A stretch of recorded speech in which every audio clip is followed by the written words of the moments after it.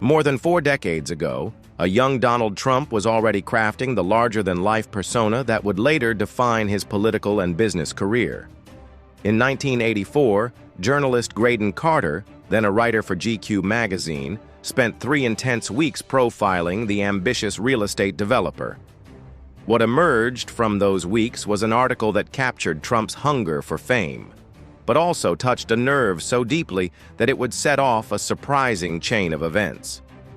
One seemingly minor detail in Carter's description, that Trump's hands looked too small for his body, infuriated him beyond measure. Despite liking the magazine cover, Trump was enraged by the profile's commentary on his physical appearance and style. Determined to erase the offending article from public view, Trump ordered his staff to scour New York City, buying up every copy they could find from newsstands. Carter's description painted a vivid picture. A 6'2" Trump, slim but well-fed, dressed in a stylish blue suit, though perhaps a little too flared at the legs for someone who resided east of the Hudson River. His appearance exuded wealth, but the massive, flashy cufflinks he wore betrayed the outer borough roots he tried so hard to polish. While the article detailed Trump's ambition and showmanship, it was the small hands comment that would echo through his life. Decades later, during the fiery 2016 Republican primaries, Marco Rubio weaponized the same insult on the campaign trail, famously saying, "You know what they say about guys with small hands? You can't trust them." Yet the story didn't just leave a personal scar. It inadvertently helped launch Trump into national stardom. Carter revealed that the runaway sales of that GQ issue impressed the magazine's owner, who suddenly saw Trump as a commercial force worth promoting.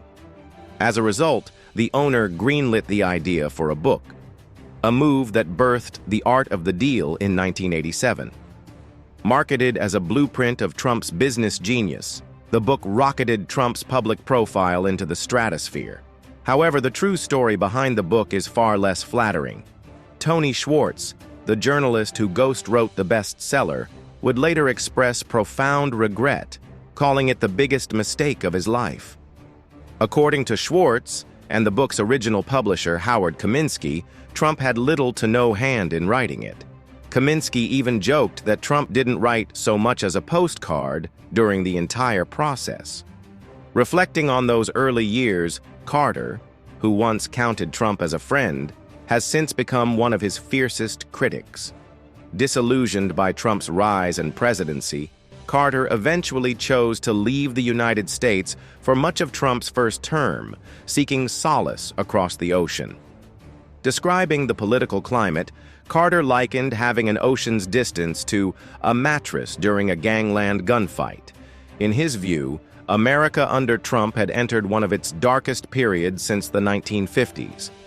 What began with an article about a young, hungry real estate developer and a few sharp words about the size of his hands had, over decades, snowballed into a force that would reshape American history. Sometimes Carter's story reminds us it's the smallest details that leave the deepest scars.